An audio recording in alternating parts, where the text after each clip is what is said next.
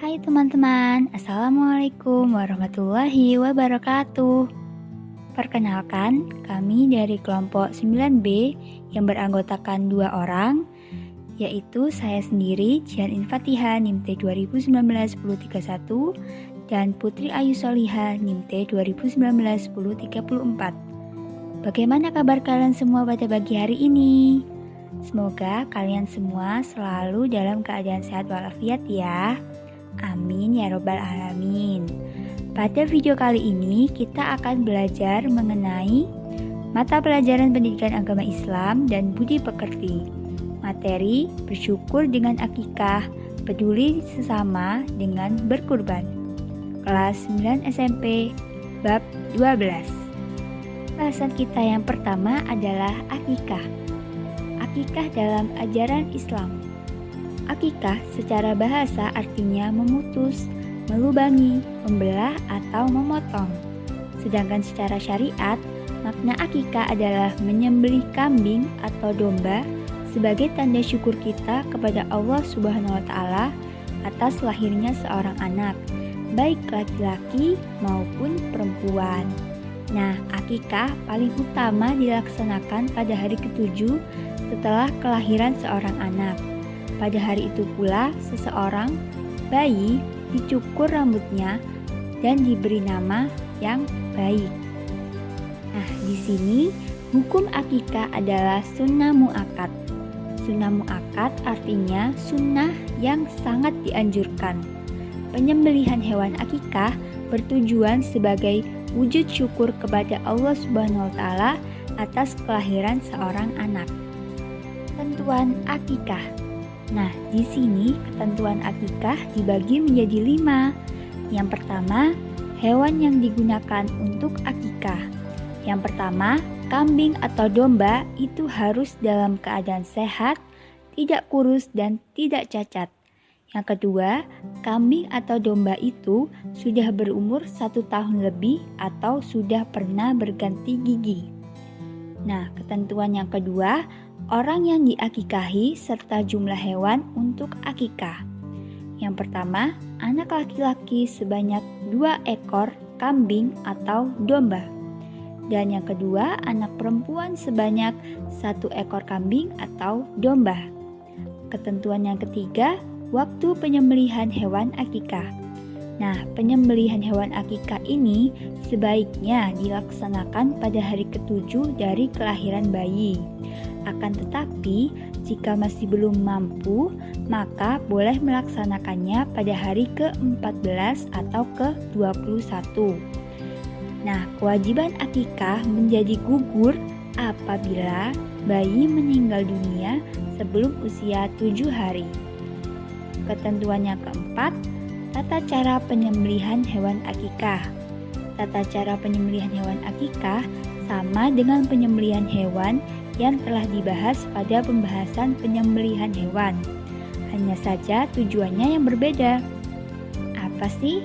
Yaitu sebagai wujud rasa syukur atas karunia yang dianugerahkan oleh Allah Subhanahu wa taala dengan lahirnya sang anak. Kemudian ketentuan yang terakhir atau yang kelima adalah pembagian daging akikah. Di sini sebaiknya daging akikah diberikan dalam kondisi yang sudah dimasak. Orang tua yang melaksanakan akikah untuk anaknya boleh memakan daging akikah tersebut atau menghadiahkan sebagian dagingnya kepada sahabat-sahabatnya dan menyedekahkan sebagian lagi kepada kaum muslimin. Boleh juga mengundang kerabat dan tetangga untuk menyantapnya, serta boleh juga disedekahkan semuanya. Hikmah pelaksanaan akikah. Di sini terdapat 3 hikmah pelaksanaan akikah, yaitu yang pertama, merupakan wujud rasa syukur atas karunia yang dianugerahkan oleh Allah Subhanahu wa taala dengan lahirnya sang anak. Yang kedua, merupakan tebusan bagi anak yang baru lahir, sehingga dapat membebaskan anak dari ketergadaian dan akan menjadi syafaat pada hari akhir bagi kedua orang tuanya. Dan yang ketiga, memperkuat tali silaturahim di antara anggota masyarakat dalam menyambut kehadiran anak yang baru lahir. Pembahasan kita yang kedua adalah kurban. Kurban dalam ajaran Islam. Secara bahasa, kurban berasal dari kata qoroba yang berarti dekat. Sedangkan secara syariat, kurban artinya ibadah dalam bentuk melaksanakan penyembelihan hewan tertentu atas dasar perintah Allah Subhanahu wa taala dan petunjuk Rasulullah Shallallahu alaihi wasallam dengan harapan dapat mendekatkan diri kepadanya. Perintah untuk berkurban antara lain terdapat dalam Quran Surah Al-Kautsar ayat 1-3. Nah, pelaksanaan kurban ini hukumnya adalah sunnah muakkad yang artinya sangat dianjurkan bagi yang mampu. Ketentuan kurban. Nah, di sini terdapat 6 ketentuan kurban antara lain yang pertama, orang yang berkurban adalah orang Islam, merdeka, berakal, dan mampu menyediakan hewan kurban. Ketentuan yang kedua adalah jenis hewan. Di sini jenis hewan yang diperbolehkan untuk dijadikan kurban adalah unta, sapi, kerbau, kambing, atau biri-biri. Adapun ketentuan hewan-hewan tersebut adalah yang pertama, sehat atau tidak menimbulkan bahaya. Yang kedua, organ tubuhnya lengkap, tanduknya tidak patah, tidak buta matanya, tidak pincang, telinganya tidak cacat, tidak sakit, dan tidak kurus kering. Yang ketiga, telah cukup umur, tidak terlalu tua dan juga tidak terlalu muda. Kemudian syarat umur hewan kurban yaitu unta 5 tahun atau lebih, sapi atau kerbau 2 tahun, kambing 2 tahun, dan domba atau biri-biri 1 tahun atau telah berganti gigi. Nah, untuk penyembelihan hewan kurban itu dilaksanakan pada waktu yang ditentukan, yaitu pada hari raya Idul Adha dan hari Tasyrik. Dan ketentuan yang ketiga adalah jumlah hewan dan orang-orang yang berkurban.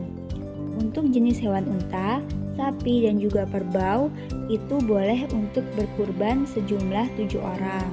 Sedangkan untuk kambing dan domba itu hanya untuk kurbannya 1 orang saja. Ketentuan yang keempat adalah waktu dan tempat penyembelihan kurban. Waktu penyembelihan kurban adalah setelah sholat Idul Adha, yaitu tanggal 10 bulan Dzulhijjah, dan 3 hari tasyrik yaitu 11, 12, dan 13 bulan Dzulhijjah. Penyembelihan boleh dilakukan pada siang hari atau sore hari. Pada hari-hari tersebut yaitu sebelum matahari terbenam pada tanggal 13 bulan Dzulhijjah. Tidak ada perbedaan waktu siang ataupun malam. Sedangkan tempat yang disunahkan untuk menyembelih adalah tanah lapangan. Tujuannya adalah memberitahukan kepada kaum muslimin bahwa kurban itu sudah boleh dilakukan. Dan untuk mengajari ketentuan yang kelima adalah tata cara penyembelihan hewan kurban. Tata cara penyembelihan hewan kurban itu sama dengan penyembelihan hewan pada umumnya. Hanya saja tujuannya yang berbeda, yaitu untuk lebih mendekatkan diri kita kepada Allah Subhanahu wa taala. Dan yang terakhir, ketentuan yang terakhir adalah pembagian daging kurban. Daging kurban dibagikan kepada fakir dan miskin dalam keadaan masih mentah, yaitu belum dimasak. Apabila orang yang berkurban atau sahibul kurban menghendaki, dia boleh mengambil kurban itu maksimal sepertiganya saja. Hikmah pelaksanaan kurban. Di sini terdapat 4 hikmah dalam pelaksanaan kurban, yaitu yang pertama, lebih mendekatkan diri atau taqarrub kepada Allah Subhanahu wa taala. Yang kedua, melatih diri kita agar bersikap dermawan, tidak rakus dan juga tidak kikir. Yang ketiga, mendidik diri kita untuk lebih peduli kepada sesama. Dan yang terakhir, yang keempat, menjauhkan diri dari sikap tamak, rakus, ingin menang sendiri, dan sewenang-wenang kepada orang lain. Nah, itulah tadi materi yang kita pelajari pada hari ini. Gimana? Apakah dapat dipahami? Apakah kalian sudah mengerti? Semoga video ini dapat membantu teman-teman semua yang menonton ya. Terima kasih. Wassalamualaikum warahmatullahi wabarakatuh.